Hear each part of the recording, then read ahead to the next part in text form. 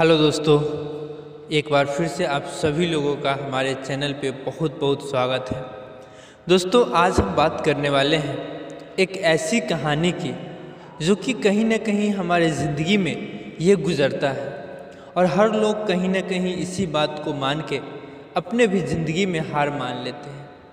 हम लोग किसी भी काम को करने चलते हैं तो कहीं ना कहीं दूसरे के नज़रिया से देखते हैं।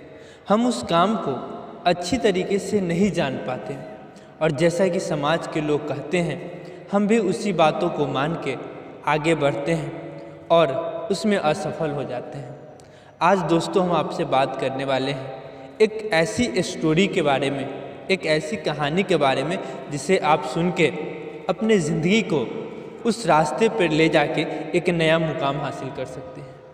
दोस्तों, एक समय की बात है, एक गांव में एक बहुत बड़ा हाथी आता है और आप लोग जानते हैं कि जब भी कहीं भी कुछ अजूबा आता है यानी कुछ अलग आता है तो गांव के सारे लोग उसको देखने के लिए, चाहे बच्चे हो, बड़े हो, बुजुर्ग हो, उसके पास चले जाते हैं।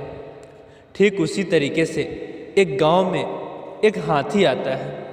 सारे लोग उसको देखने के लिए दौड़ पड़ते हैं, लेकिन आश्चर्य की बात है कि उसे देखने के लिए उस गांव में 4 अंधे व्यक्ति हुआ करते थे। वो भी जाते हैं और उन्हें जाता हुआ देख वहाँ के एक व्यक्ति पूछते हैं कि सब तो सही है, तुम क्यों जा रहे हो? उसमें से एक आदमी कहता है कि मैं हाथी को देख तो नहीं सकता, पर छूकर तो ज़रूर महसूस कर सकता हूँ कि हाथी कैसा होता है। वो व्यक्ति कहता है कि जब भी आप वहाँ से वापस आएँ तो हमें भी बताते जाएं कि हाथी कैसा होता है। वो चारों अंधे व्यक्ति कहते हैं, ज़रूर, मैं आपको ज़रूर बताऊंगा कि हाथी कैसा होता है। और उनकी बातों को सुन के वो चारों लोग हाथी को देखने चले जाते हैं और वहाँ जाने के बाद चारों व्यक्ति एक एक करके हाथी को देखता है। एक व्यक्ति हाथी को सूंड को पकड़ता है, दूसरा व्यक्ति हाथी को कान को पकड़ता है, तीसरा व्यक्ति हाथी के शरीर को छूता है और चौथा व्यक्ति हाथी के पैर को छूता है और वहाँ से चला आता है। जब वो वापस आ रहा होता है तो वही व्यक्ति फिर उससे पूछता है कि आखिर तुमने क्या देखा? और दोस्तों, आपको जानकर आश्चर्य होगा जो उनका जवाब था।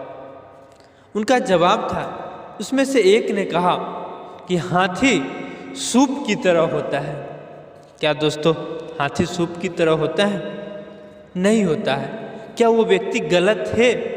नहीं थे, क्योंकि उन्होंने उतना ही देखा था।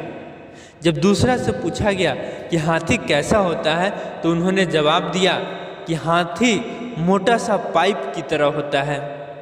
क्या ये भी सच है? उसके दृष्टि से बिल्कुल सच है, लेकिन ऐसी रियलिटी नहीं है। जब तीसरे से पूछा गया तो उसका जवाब था कि हाथी एक दीवार की तरह होता है। क्या ये भी सही है? नहीं दोस्तों। और जब चौथा से पूछा गया कि हाथी कैसा होता है तो उसका जवाब था कि हाथी एक मोटे से खंभे की तरह होता है। लेकिन दोस्तों, ऐसा नहीं है। कहीं ना कहीं चारों लोग अपने जगह पे सही थे, लेकिन अगर कहा जाए तो सच्चाई ये है कि चारों लोगों ने सही से उस हाथी को नहीं देखा, जिसकी वजह से वो चारों लोग हाथी के बारे में अपनी अलग अलग राय दे रहे थे। लेकिन वहीं पे अगर उन चारों लोगों ने हाथी को आगे से पीछे तक पूरा देखा होता तो ऐसा जवाब न होता। और आज हमारे समाज में हम लोग के साथ भी ऐसा ही होता है।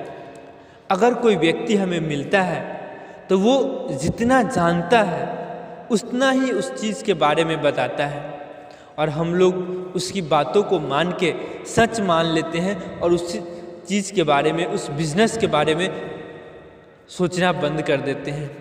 अक्सर यही होता है डायरेक्ट सेलिंग इंडस्ट्रीज़ में, क्योंकि हमारे समाज में डायरेक्ट सेलिंग इंडस्ट्रीज़ को कोई लोग जानते नहीं हैं, लेकिन कहीं ना कहीं उनकी बातों में आके वो भी कहने लगते हैं कि डायरेक्ट सेलिंग गलत है।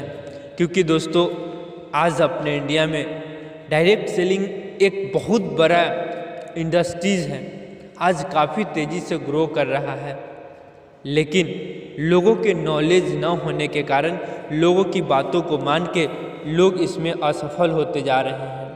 तो दोस्तों, हम लोगों को भी इसके बारे में जानना है, समझना है, जिससे कि हम अपनी ज़िंदगी को बेहतर कर सकते हैं, अपने सफलता को हासिल कर सकते हैं।